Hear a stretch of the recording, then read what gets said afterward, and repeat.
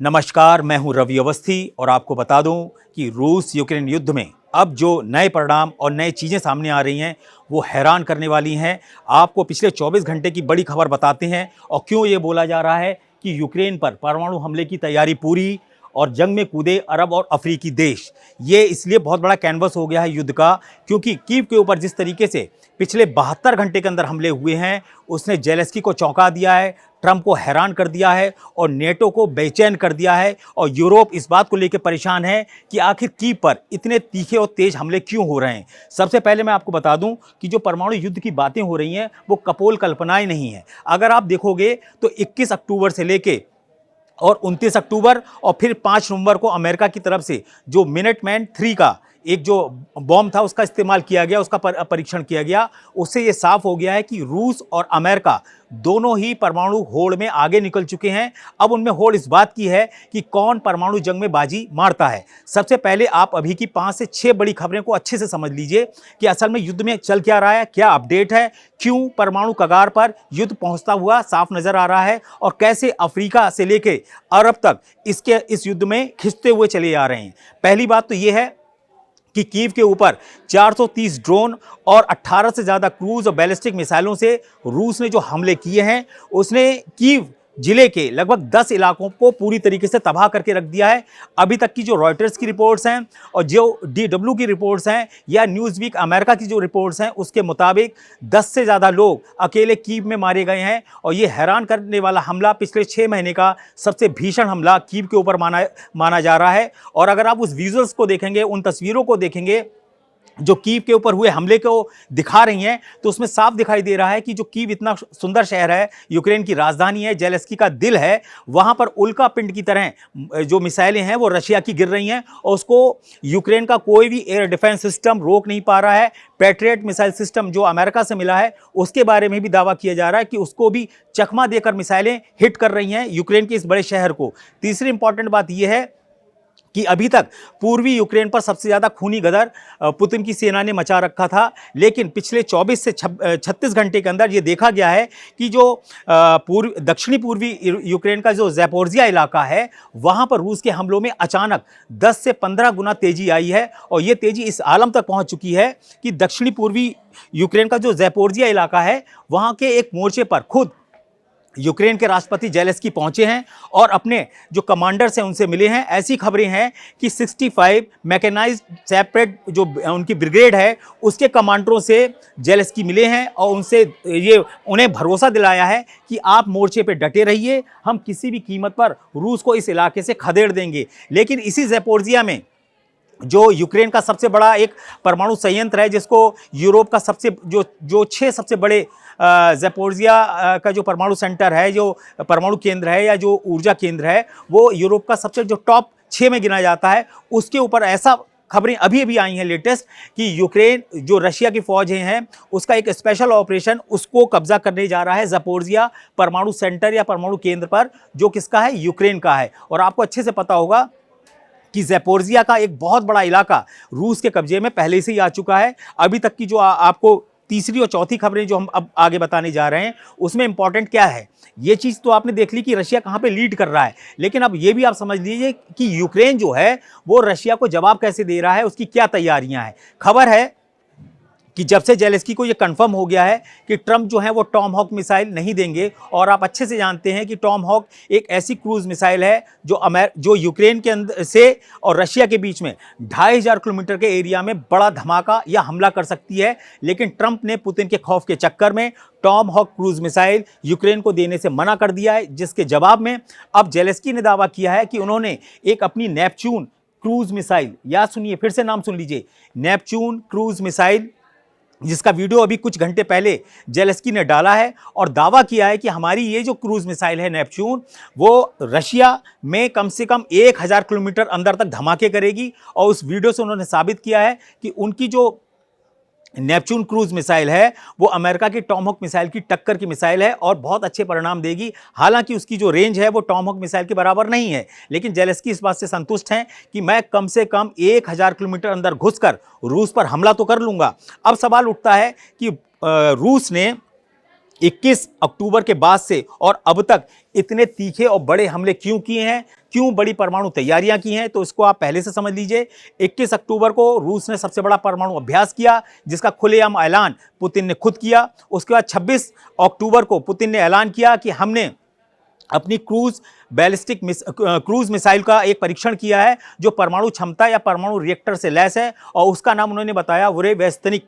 वुरेवेस्तनिक एक ऐसी रूसी परमाणु क्रूज मिसाइल है जो कम से कम 14,000 किलोमीटर तक मार कर सकती है। हालांकि रशिया के जो मीडिया है उसका दावा है कि हकीकत में जो बुरेवेस्तनिक क्रूज मिसाइल है परमाणु क्षमता वाली, वो कम से कम 20,000 किलोमीटर तक बड़े आराम से दुनिया में कहीं भी हमला कर सकती है, और उसकी रेंज में आराम से अमेरिका के कम से कम 14 बड़े शहर आ रहे हैं। ये एक आंकलन आया है कि आखिर अगर इसको देखा जाए तो किस हिसाब से रशिया ने इतनी बड़ी रेंज को क्यों चुना है और इतनी बड़ी रेंज का मकसद क्या है। तो उसका मकसद ही यही है कि अगर 20,000 किलोमीटर तक बुरेवेस्तनिक क्रूज मिसाइल जो परमाणु क्षमता से लैस है, जिसके अंदर परमाणु रिएक्टर फिट कर दिया गया उसके पीछे वाले भाग में, जहां से उसको थ्रस्ट मिल रहा है, और उस थ्रस्ट की बदौलत ये जो सबसोनिक क्रूज मिसाइल है रशिया की, वो कम से कम 15 घंटे तक लगातार उड़ने का कीर्तिमान बना चुकी है, जिसको खुद वहाँ के जो रूस के चीफ हैं वालेरी गेरासिमोव, उन्होंने क्या बोला है रूसी सेना के चीफ ने कि हमारी जो बुरेवेस्तनिक क्रूज मिसाइल है,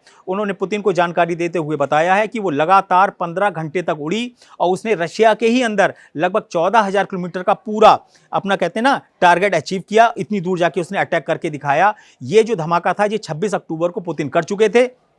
29 अक्टूबर को पुतिन ने ऐलान किया कि हमने अपनी पोसाइडन टॉर्पीडो का भी परीक्षण कर लिया है, जो लगभग 10,000 किलोमीटर दूर तक जाकर हमला करेगी। और इस पोसाइडन टॉर्पीडो की खासियत ये है रशिया का कि ये परमाणु क्षमता से लैस है, ये परमाणु धमाका कर सकती है।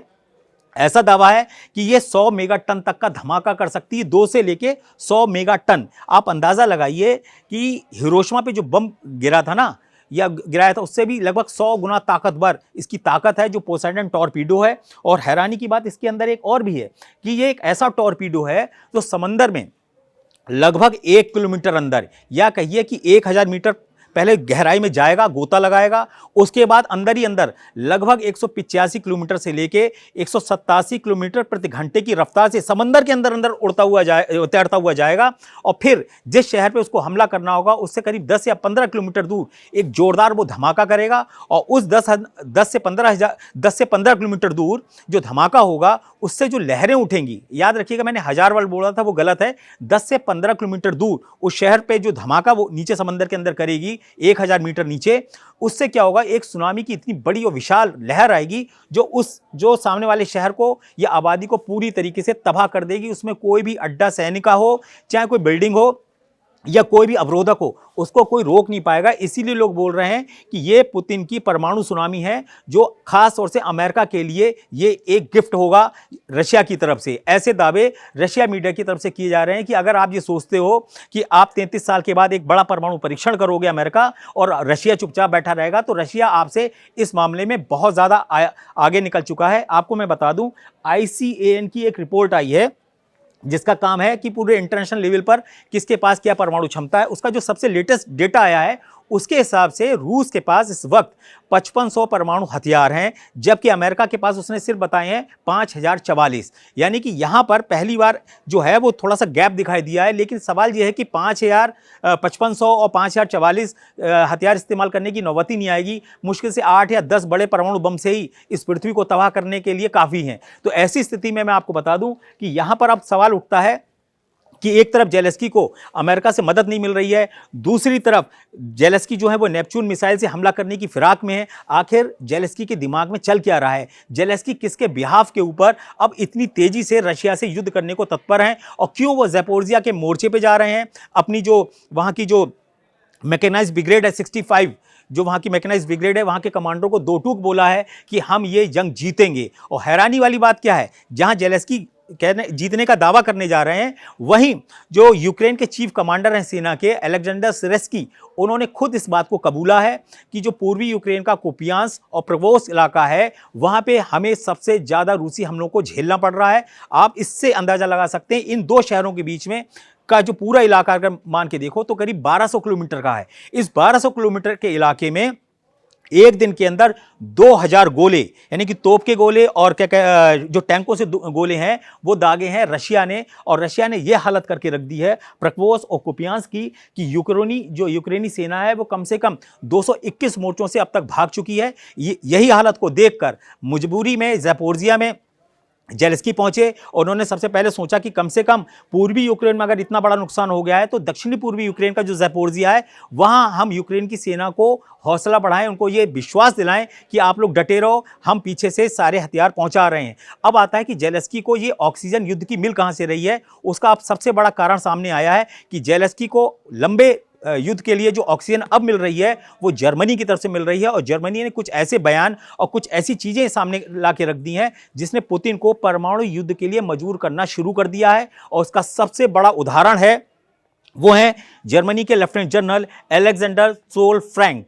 अलेक्जेंडर सोल फ्रैंक जो जर्मनी के लेफ्टिनेंट जनरल हैं, उन्होंने दो टूक कहा है कि हम जर्मनी के अंदर रूस के खिलाफ अपने पूर्वी मोर्चे को बहुत मजबूत करेंगे, क्योंकि जो पूर्वी मोर्चा है नेटो देशों की तरफ से उसके ऊपर रशिया अटैक करेगा, ऐसा सभी नेटो देशों का मानना है, उनके कमांडर्स का मानना है। तो इसीलिए जर्मनी के जो जनरल हैं lieutenant general Alexander Sollfrank, उन्होंने बोला है कि हमने एक ऐसी तैयारी की है कि हम कुछ हफ्तों के अंदर या कुछ घंटों के अंदर अपने 8 लाख नेटो सैनिकों को रूस के खिलाफ मोर्चे में उतार देंगे। और हमने इसकी तैयारियां शुरू कर दी हैं। नेटो के सैनिकों को जर्मनी में पहुंचाने का सिलसिला जो है वो बहुत तेजी से स्टार्ट हो गया है। अभी मैंने लगभग 2 घंटे पहले एक वीडियो देखा है जिसमें दावा किया जा रहा है कि रोमानिया के अंदर नेटो सैनिकों ने रूस से युद्ध करने के लिए अलग तरीके के जमीनी रणनीतियां स्टार्ट कर दी हैं ताकि रूस के हमले से निपटा जाए।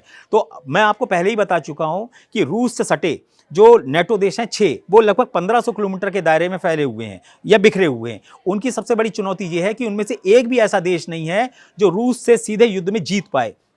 इसीलिए जो नेटो के 32 देश हैं उसमें जो फ्रांस, ब्रिटेन और जर्मनी हैं वो इस समय चौधरी बनकर आ गए हैं ट्रंप की जगह। और ट्रंप जो है वो हल्के हल्के पीछे की तरफ हट रहे हैं। और ये जो फ्रांस, ब्रिटेन और जर्मनी हैं, जिसमें फ्रांस के राष्ट्रपति एम्यूल मैक्रो, ब्रिटेन के प्रधानमंत्री कीर स्टॉमर और जर्मनी के जो चांसलर हैं क्या उनका मैं नाम अभी आपको बताऊंगा, मर्ज, उन्होंने क्या बोला? उन्होंने बोला कि भाई मैं फ्रेडरिक मर्ज ने क्या बोला, जो जर्मनी के चांसलर हैं, कि हम 32 देशों की ताकत से रशिया को कंट्रोल करेंगे और रशिया को हम दिखाएंगे कि वो पूरी दुनिया के ऊपर युद्ध नहीं थोप सकता, वो यूक्रेन जैसा हाल नेटो के बाकी देशों का नहीं कर सकता और हम उसको तगड़ा मुकाबला करके दिखाएंगे। अब सवाल उठता है कि जर्मनी के पास वाकई में क्या 8 लाख सैनिक पहुंचने जा रहे हैं? ऐसी खबरें हैं कि रूस जो है उसको ये खबरें मिली हैं कि अभी फिलहाल कम से कम नेटो के 3 देशों से, जिसमें फ्रांस, ब्रिटेन और जर्मनी, इनके जो कमांडर हैं वो यूक्रेन में ऑलरेडी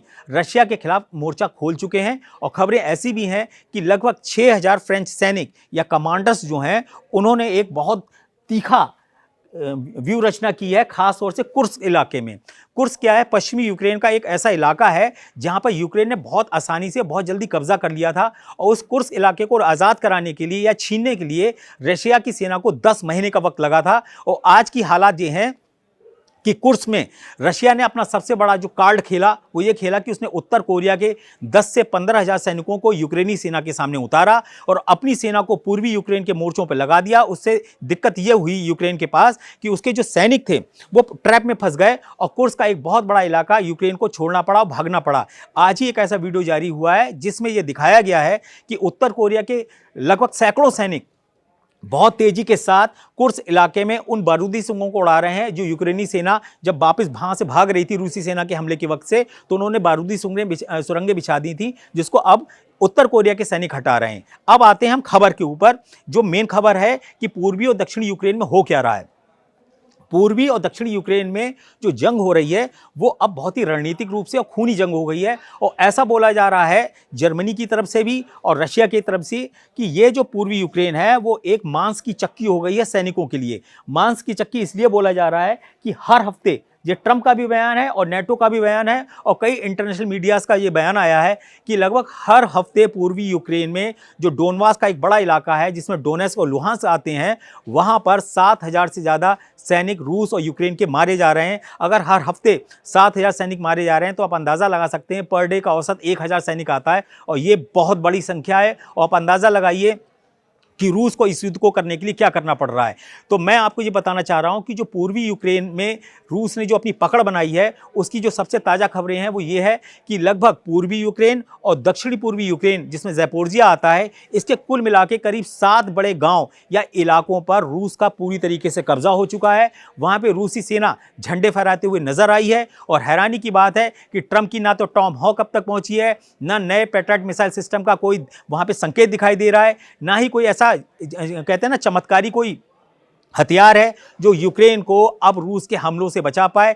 अब देखा जाए तो रूस ने अचानक ये हमले तेज क्यों किए हैं, इसके पीछे कई वजह हैं। पहली वजह है कि यूक्रेन और रशिया में सर्दी पूरी रफ्तार से आई है आगे, और इस समय वहाँ पे घना कोहरा जो है वो सरहदी और गांव के इलाकों में है। आपको वैसे भी अंदाज़ा होगा कि शहर के मुकाबले जो ग्रामीण इलाके होते हैं या युद्ध क्षेत्र होते हैं, वहाँ पे सर्दी का प्रकोप जो होता है वो बहुत ज़्यादा है। और आप इसी से अंदाज़ा लगाइए कि एक युद्ध ब्लॉगर है रूस का, उसने एक वीडियो जारी किया है जिसकी पुष्टि रॉयटर्स ने तक की है। रॉयटर्स ने उस वीडियो को पूरा चेक किया है कि कहीं ये रशिया का प्रोपोगेंडा तो नहीं है। अब मैं आपको बताता हूँ कि इस वीडियो में है क्या।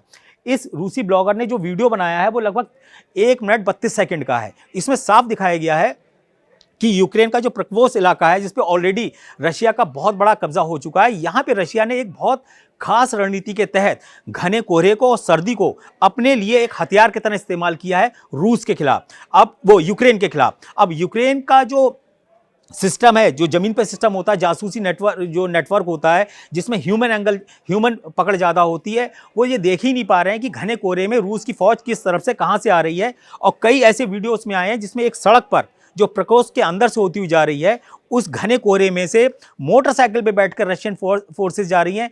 और आपको बता दें, जो 4 पहिए वाली बाइकें आजकल रूस वाली जो सेना इस्तेमाल कर रही है, जिसमें 2 से 4 सैनिक बैठ के जाते हैं, वो उसके अंदर जाते हुए दिखाई दे रहे हैं। यानी कि घने कोहरे की आड़ को या उसके धुएं को या कोहरे के सफ़ेद आवरण को ओढ़ते हुए ये सेना बहुत तेज़ी से जा रही है। और उसमें भी उन्होंने क्या किया है कि 300 सैनिकों की टुकड़ी बनाई है, और वो प्रकोष्ठ इलाके में कम से कम 3 इलाकों से अंदर प्रवेश कर चुकी है। और यही वजह है कि लगभग 5500 से ज़्यादा जो यूक्रेनी सैनिक हैं वो अकेले प्रकोष्ठ में बुरी तरीके से फंस चुके हैं या घेरे जा चुके हैं। अगर प्रकोष्ठ और कुपियांस्क को आपस में जोड़ दें तो लगभग 11,000 यूक्रेनी सैनिक जो हैं वो रूसी सेना के ट्रैप में या घेरे में आ चुके हैं। और यहाँ पे हो रही है सबसे तगड़ी बार्गेनिंग।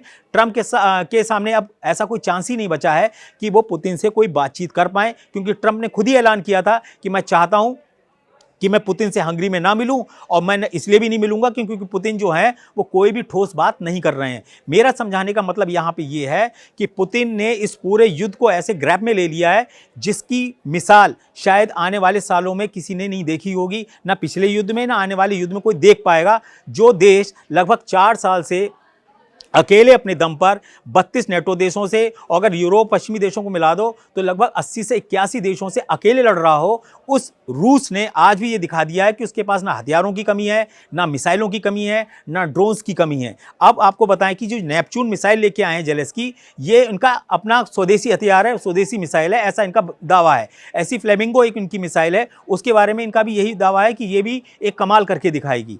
अब आता है सवाल कि आखिर चल क्या रहा है और परमाणु युद्ध की बातें क्यों की जा रही हैं। परमाणु युद्ध की बातें इसलिए की जा रही हैं कि जेलेंस्की ने अब ये एक तरीके से नाटो यूरोप में ये बात कह दी है कि अगर अमेरिका इस जंग में हमारा सही से साथ नहीं देता है तो हम आपको यूक्रेन के वो सारे खजाने या दुर्लभ खनिज देने को तैयार हैं जो आप लेना चाहते हैं, बस इस वक्त हमें हथियार दो, अपना सपोर्ट करो और सीधे युद्ध में रूस के खिलाफ उतरो। तो उसकी वजह यह है कि जो सारे देश हैं, यूरोप के बहुत सारे देश और जो नेटो के 32 देश हैं, उसमें एक अमेरिका को छोड़ दो जो उस समय दोगलापन दिखाना शुरू कर रहा है जेलेंस्की के साथ, बाकी जो देश हैं वो रूस से निपटने को तैयार हैं। और इसीलिए ये जो बातें आ रही हैं कि जर्मनी में 8 लाख नेटो के सैनिक पहुंचने जा रहे हैं, ये जो खबरें आ रही हैं कि फ्रांस जो है वो 6,000 अपने सैनिक और कमांडरों को भेज चुका है, ये जो सारी चीज़ें हैं वो हैरान करने वाली हैं। और इसीलिए मैं आपको बार बार ये समझाने की कोशिश कर रहा हूँ कि जो युद्ध है वो पुतिन ने इस तरीके से कंट्रोल कर लिया है कि उन्होंने अफ्रीका के 36 देशों से 1436 माहिर लड़ाकों को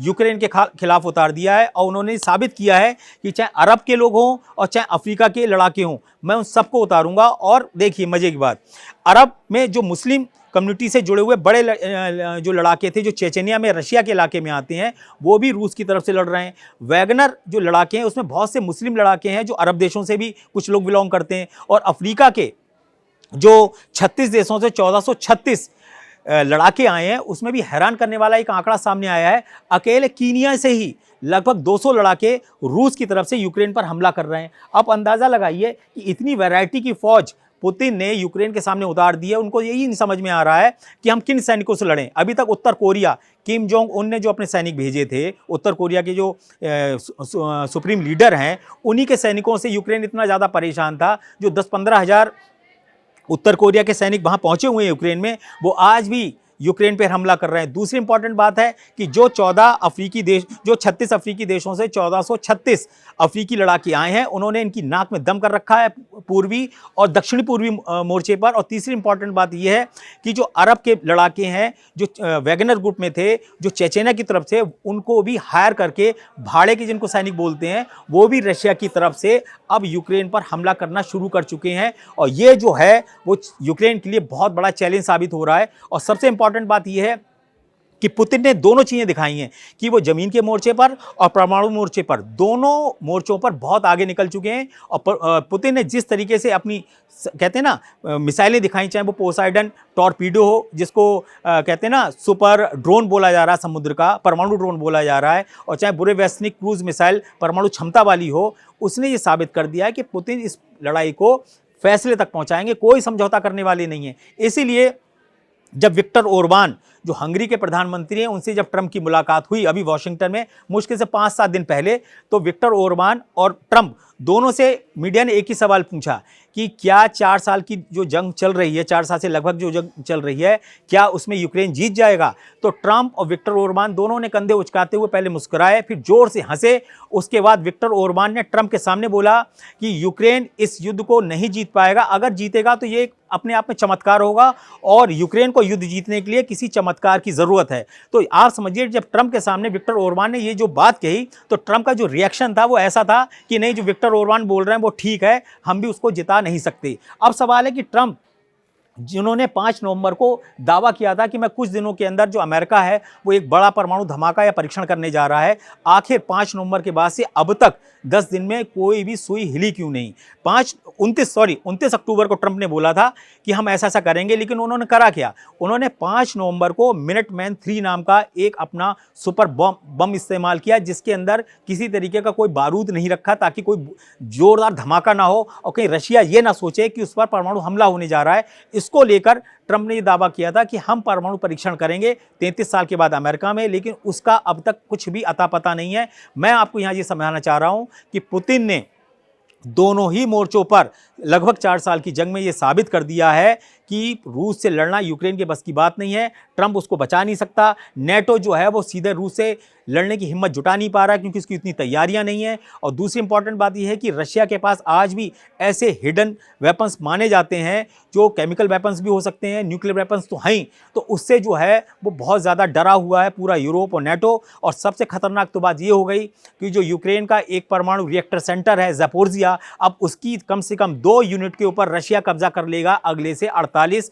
घंटे के अंदर, ऐसे दावे किए जा रहे हैं। अगर ऐसा हो गया तो यूक्रेन के ऊपर एक बहुत बड़ा दबाव आ जाएगा और उसके ऊपर एक, कहते हैं ना, परमाणु रिएक्टर से अगर जरा भी कुछ लीकेज हुई तो उसका पूरा ठीकरा यूक्रेन जो है वो रूस के ऊपर जरूर फोड़ेगा, लेकिन उसका सबसे ज़्यादा नुकसान यूक्रेन को ही होने वाला है। फिलहाल कीव के ऊपर, जो यूक्रेन की राजधानी कीव है, उस पर जिस तरीके के हमले इस वक्त रशिया कर रहा है, उसने यूक्रेन की कमर तोड़कर रख दी है। जेलेंस्की एक बॉर्डर से दूसरे बॉर्डर पर दौड़ रहे हैं। उनको समझ में नहीं आ रहा है कि इस मीट की चक्की में, जो यूक्रेन जो है वो मीट की चक्की बन गया है सैनिकों के लिए, उससे वो कब और कैसे निजात पाएंगे। फिलहाल स्थिति ये है कि पुतिन जो है वो 100% जीत की तरफ बढ़ चुके हैं। अब ये देखना होगा कि अगले 48 से 72 घंटे के अंदर जो जेलेंस्की हैं वो ऐसा कौन सा हथियार रशिया के सामने इस्तेमाल करेंगे जो ये साबित करे कि यूक्रेन में लड़ने की क्षमता बची है।